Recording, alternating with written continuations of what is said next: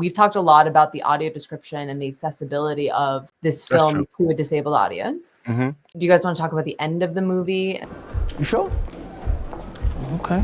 Obviously, things take a really sharp turn. So like they're having the time of their lives at the juke joint. I think the whole tension with the club not getting as much money as they need. This is what prompts Stack and Mary to make this plan for Mary to go out and approach the vampires and, well, they don't know they're vampires, the white musicians, to see what money they might be able to spend at the club. I just come to see if y'all was good people. Oh, darling, that's so sweet of you. So sweet. We most surely are. And y'all got money to spend. Oh, yeah. Even that right there, that sort of compromise. Like, you didn't let them in, but now it's about money and the choices that we make for money. And sometimes you get into bed with people that you shouldn't be doing. You know what I'm saying? Yeah, and Smoke says that himself, you know, when he's talking to Annie about sort of power and how he's been all over the world. I've seen men die ways I didn't even know was possible. No demons, no ghosts, no magic, just power. And only money can give you that. And that's what's going to buy them their freedom and their community. Yeah. And you were wrong. Smoke, you were wrong.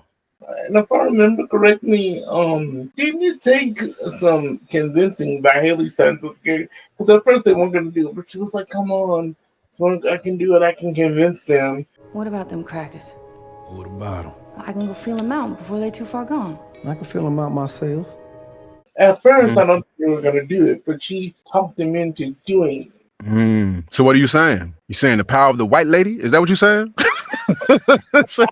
Not the first time that's been brought up on the He's talking about how he doesn't want to get chased Off the lawn with a shotgun. and then at the end she's like shooting at him. Yeah. The fact that they're in this big house, this white family, but the way when she said Ophelia and they would say like, Ophelia, do this, Ophelia, do that, it felt like a white family from the South back in the day with a domestic. I'm not saying you would be wrong, AJ. I'm just asking. Oh, as I think about it, didn't she say something like that? I think she kind of alluded to it, but I could be wrong. They'll tell me more than they'll tell you. But I think that represents how quickly that can happen, where yes, you have your priorities and your loyalty to your community, but people can easily be convinced to go against their morals or their instincts in order to help their community, right? It's like people are willing to kind of go beyond themselves. And this can be very dangerous and very harmful. So you're looking at, I was looking at it more, not so much help their community, while they talking about helping themselves. Trying to get that, speaking of stack, trying to stack that paper. Okay. So because they weren't thinking about the safety of their community, they were only thinking about keeping themselves whole money-wise. That's what made them vulnerable. I see. I think that's a better interpretation. Which they were in terms of getting in, because I think when they were trying to get in, like they were listening to their intuition, but thinking about the money, they kind of put that to the side because they were. Which it kind of reminds you this is a good lesson, even if it looks like something's going to be lucrative. Listen to your inner voice. You know? Yeah, I mean, if they wouldn't have sent her out there, well, who knows what would have happened? I mean, they could have came back on their own, but yeah, all of that. I mean, that was a devastating thing. That's the turn. That's sort of the peak of the third act when Mary becomes a vampire, infiltrates the club. I mean, I think it's a really funny scene. Like, I feel like Cornbread introduces a lot of like comedic relief. Cornbread walks toward the mill. Where the hell you been at, man? Cornbread pauses outside the door. Go see a man about a dog, like I told you, yo, drunk. Turns out I need to take a shit too. But once she gets into the club, like that's when things just go to shit. She staggers to her feet. Smoke! Blood stains her mouth and chest. It's not what it looks like. Blood spurts from Stack's neck as he moves weakly on the floor. Stack dying is just such a jarring scene that totally interrupts sort of all the positivity and momentum that was in the movie. Yeah. You know, it makes me think of, this is not so much a closing thing, but has there ever been stories about vampires who did not seem as though they're really happy? Because even at the end, like when Stack and what's the sister name? Mary, when they walk in, they're like chilling. Like they just walk around like they just chilling. Everything seemed good. You know what I'm saying? As he lifts his drink to his lips, Sammy freezes In slow motion, Mary struts in wearing big hoop earrings, tight jeans, and a bustier top under a cropped jacket, looking the same age as she did 6 decades earlier. Behind her, Stack, not aged a day, sports a colorful oversized sweater, gold chains, and dark shades. You know, that's so funny that I say that, because I always wonder about the people that I mentioned before who abandon their community. And think like, do they ever regret that? Do they ever feel? Because they never seem like they do. Mm-hmm. Oh, yeah. So maybe I guess there's no. But has a movie ever portrayed, other than Blade? Because I guess to some extent you might argue that Blade was taking the medicine in order for him to not quote unquote be a vampire. Whistler says I'm building up a resistance to the serum. Yeah, I figured that might happen.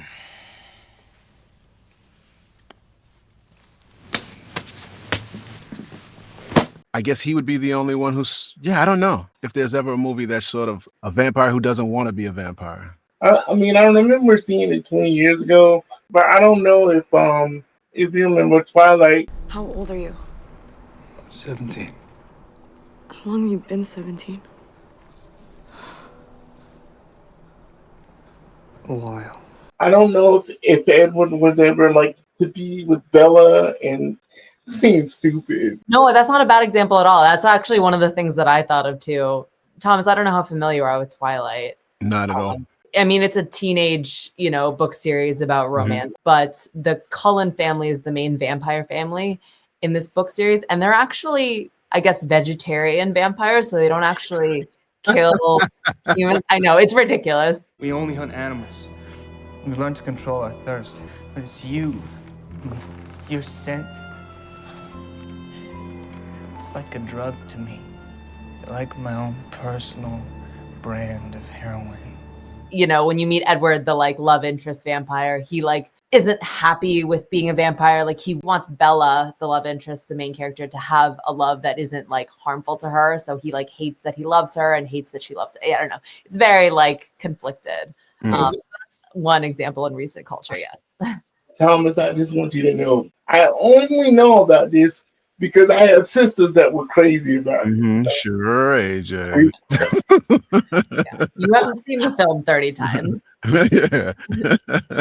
And then I also think of I don't know if you guys saw Interview with the Vampire with Tom Cruise and Brad Pitt. Oh, okay. Yeah.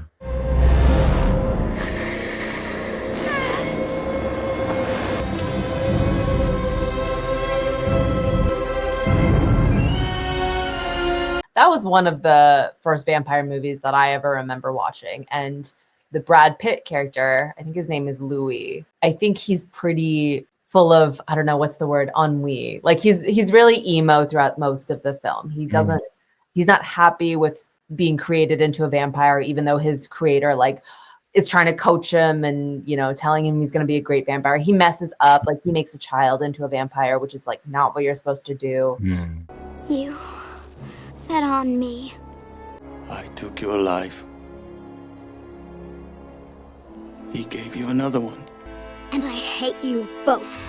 So yeah, I think vampires, I mean, culturally they're very sexy, but at the same time, I think there's a lot of great material there of why it's a problem to be immortal and feast on other humans. I mean, plus if you just think about it, I mean, I do want to live a long, long time, and I do have emotional issues around death. But as I think about it, if you're a vampire and you're going to live forever, that's forever. You don't get arrested, you don't go anywhere else. Sounds terrible. It's forever. I don't know, especially if people around me are going to die. I don't know if living forever is all that. And that movie, that wasn't going to be the case. He had to live without his brother. Yeah.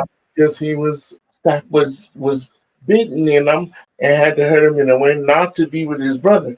Absolutely. That makes me remember that when Smoke kills Annie with the stake, right, as she asked, you can see Mary being devastated. Mary, who's already a vampire, she envisioned that they would all be together in this vampire afterlife.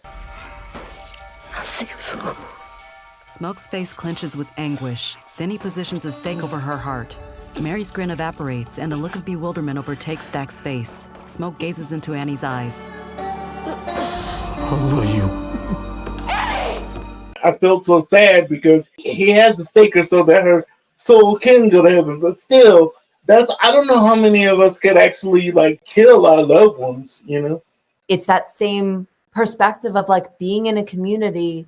It matters who you're with. You know, you care about the people you're with. And then if you can't be with those people, the community is not whole. And so what are you willing to do to stay in that community and protect them? Yeah. This might be a very obvious answer, but I just wanted to ask, what do you think he didn't bite his brother? So, well, two things come to mind. Number one, that was his brother. Sorry I couldn't keep you safe. Don't be sorry. You always did. So I would like to think that he had he had love for his brother, and he know what that really meant. Like, he was being unselfish at that time. I also think it has something to do because at that time, he still had that mojo bag on. Stack escapes his twin's chokehold, then flips him onto his back and leans over him, Annie's mojo bag around Smoke's neck. Stack's sharp canines inch toward his brother's throat, but a force seems to repel him. And that is sort of that theme of religion and community protecting you from an external evil. 100%. I like how in the end, Sam, you know, through all the hell and even the pressure of his father, because I think the movie kind of centers was also talking about the relationship between the church and secular. That's even where Blue's like right in between that intersection of church and secular. But even though he had all this pressure, and he almost died in the vampire trying to take his life and quote unquote back to them, but he stayed himself and he was able to live a long life. And he was like, I think it says something at the end towards, they're like, are you sure you don't want to be with us or something? And he was like, that's all right. I'm ready to go or something. It could have been easier in some ways or maybe not, but he followed his heart, Yeah, that's a great thing right there. I mean, the idea of everybody follow your heart, follow your dreams, pursue them without compromising. Not only he didn't compromise to his father, but someone he could have compromised to Remick and had quote unquote had that, right. So again, artists doing things that they know they shouldn't be doing in order to have that so-called success. Yeah, that's cool. Yeah, he chose his own path. Mm-hmm. Didn't conform to the religion of his community that he was born in, and he didn't conform to the welcoming, very tempting vampire forever lifestyle. He chose his own path. I think that makes him a great person to center in this story, that he kind of stands alone by himself. It all comes down to that connection. Like, to me, this film was really trying to do that in terms of connecting the present, the past, and when I say the past, I'm talking about further than where people go about our history, not just going here to slavery, going back, right? And really making those connections. And I love it, the film, for that. The thing that has always been that back and forth between, like, again, with the Americanized church and what was given to Black folks here and how people respond to the church, but then yet you have the mojo bags, that connection to the past. And that's throughout our cultures, not just here, right? Yeah, so I don't know. To me, that was so strong because I love that. I love thinking about that. And then it's simple, but yet it's so relevant. Yo, y'all better listen to some Black women, because I'm dead serious. Like, I feel like Ryan Coogler is that dude. Like, he understands that. You know what I'm saying? And so I think that was very purposeful to do that in that way. Like, she was the wise protector. She woman. knew, these aren't hates, these are vampires. Here's 100%. How we can defend against them. Yeah, absolutely. Yeah. Honestly, for me, it's so emotionally jarring and devastating at times that I don't want to watch it more than I need to, because it just hurts. I'm just this mushy person, especially, now that I have a baby, and the whole storyline with Smoke and Annie losing their baby and like Smoke talking to his baby, like, even talking about it right now is like making me tear up. And so I think that really speaks to the quality of the storytelling and how emotionally gripping and relatable it is. But I don't think I'd watch this movie for fun. Okay, I get that. And there's two interesting things. Number one, I feel like you can do a whole episode, if not, just talking to people on the fact that, how do you watch movies before and after having children? Like, that's a real thing. And I remember the first movie my wife and I went to after having our first daughter. I think it was The Relic. in that film, there was something about a whole bunch of kids being kidnapped or killed or something like that. And we were sitting there, you know, how old was my daughter? Maybe a month, 2 months or something. And we just took a couple hours to leave the house, and my mother watched her, and we just wanted to go right home. We both were like, oh, we got to get home. We can't even. So we kept that. Parental instincts. Yeah. But it was when Annie told Smoke if something happens, you know, to kill her, because she says, we both have someone waiting on the other side. Yeah. And I was like, oh. I know. I get bit by one of them. Promise me right now that you'll free me before I turn. She ain't for you. I got somebody on the other side waiting for me. They waiting on you too. A flashback shows Smoke crouching by the stone with the infant's handprint on it. That thing got me. Like, that really got me, because it's like, yeah, ain't nothing gonna stop. I'm not staying on this world. I got somewhere to go after this, and I got somebody waiting. And I got allergies. I think I told you before, I don't necessarily cry. I get allergies. Okay. Oh. You're allergic to sadness. And emotion. It comes full circle, because the first time you realize that Smoke and Annie had a child, like, Smoke comes up to her house and like lays flowers on their child's grave, and he's like, Papa's here. Papa's here. He sets the flowers down near the rock, which sits in front of a bottle of milk and a long carved wooden object planted in the dirt. And then, like, at the end, oh my God, I'm tearing up. At the end, when he sees Annie and the baby, he's like, Papa's here. Oh my God. Annie watches emotionally as Smoke looks down at the infant, a smile blooming on his exhausted face. He lifts his gaze to Annie, who smiles back contentedly. Smoke looks down at their baby. Papa's here. I'm like, Yeah. I can't believe I'm crying right now. Yeah, no, that is so real. That's how powerful just even that storyline was. Yeah, 100%. And see, this is what I think, going back to conversations about the film. I've had conversations with family and friends, and like I said, I've seen like all kind of video essays, but talking about it today, like, Thomas, you just broke something down. Like, I didn't think about that. You know, you brought up some things I didn't think about it. And then, but once you say it, I'm like, oh yeah, like it just gets put together like a puzzle. But it also speaks to what you said in the beginning, layers and layers of the film. And that's what happens when something is so deep. Yeah. You're just trying to get out the doghouse again, but that's all right. I think you got 3 more to go. You got 3 more. Oh, he's keeping score. All I gotta say to you, Thomas, is Uncle, please. I'm sorry. All right, stop it. You out, bro. You out. I love you again, man. I love you. The love was always there. Come on. If accessibility breakdowns are your thing, hit that like button and subscribe to Disability Clinic, and comment below and let us know what TV or movie we should break down next. If you want to support the channel even more, check out our Patreon page, where you can contribute any amount towards producing more content like this. Thank you for watching, listening, and learning.